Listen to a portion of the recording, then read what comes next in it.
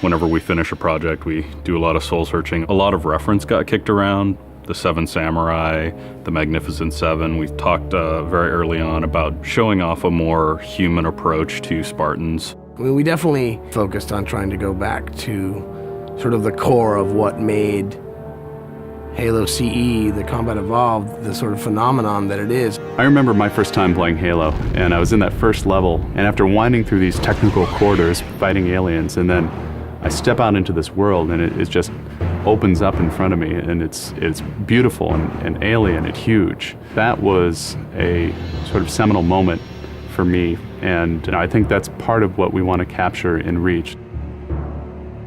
Something that was core to the game at the beginning was that sense of wonder and exploration. We started with a series of events. We basically set out like, okay, from this date on Reach to this date, we built a military campaign. We all had a desire to really flesh out the backstory of what happened prior to Master Chief and Cortana even entering the picture. We knew there were other Spartans, and it just seemed like such a rich area to tell a character-driven story with new characters.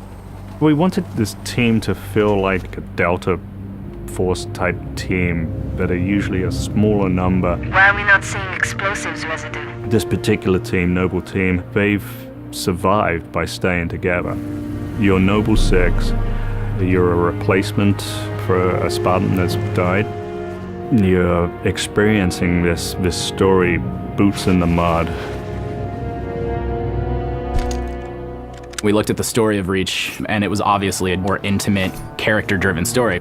We really needed the attention to real-world detail, trying to make these characters' faces really feel like believable. We started everything over from scratch, came up with a whole new rig for how we animate faces and also how we approach like texturing them, modeling them, everything, and just put a lot more time.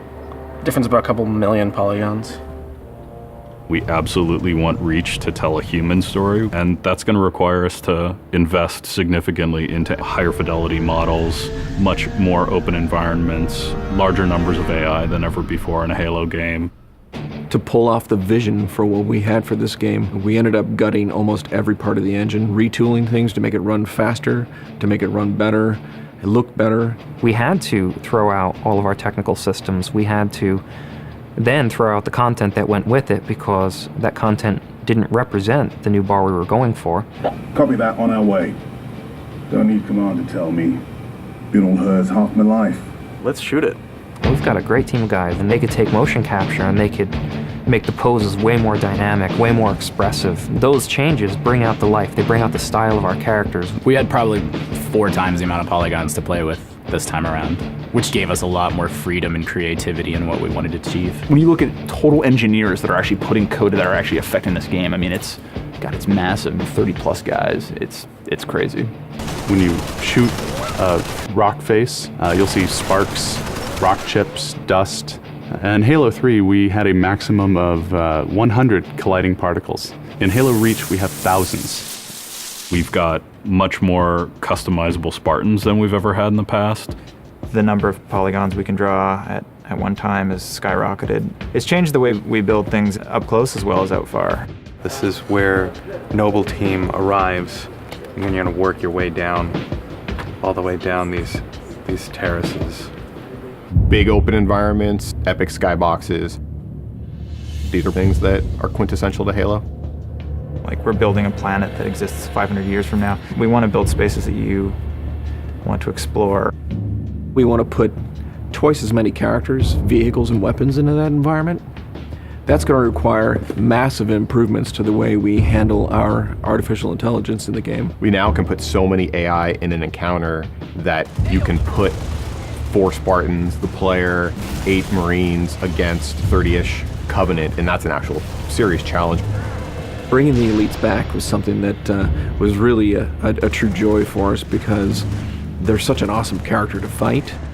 What if the Spartans and the soldiers don't actually understand what the aliens are saying? What's that going to feel like? What if we can get back to having the aliens feel really alien and threatening? these people and this planet and this story deserve something new and different. Just a different underlying sense of tragedy, heroism. We're rebuilding everything from the ground up.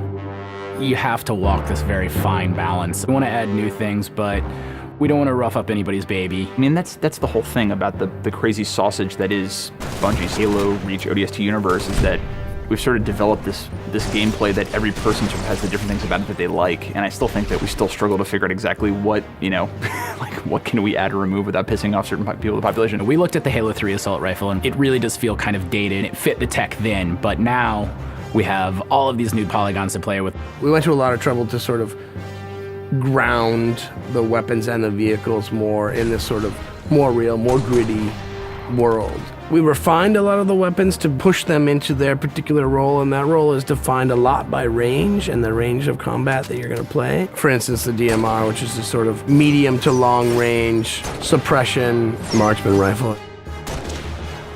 It's going to be a sandbox game. It's not going to be a carefully scripted game where every movement of the AI is controlled by a mission designer. It's much broader than that. It allows the player to deal with encounters in their own specific way. There's definitely going to be offhand grenade throwing. There's definitely going to be vehicles.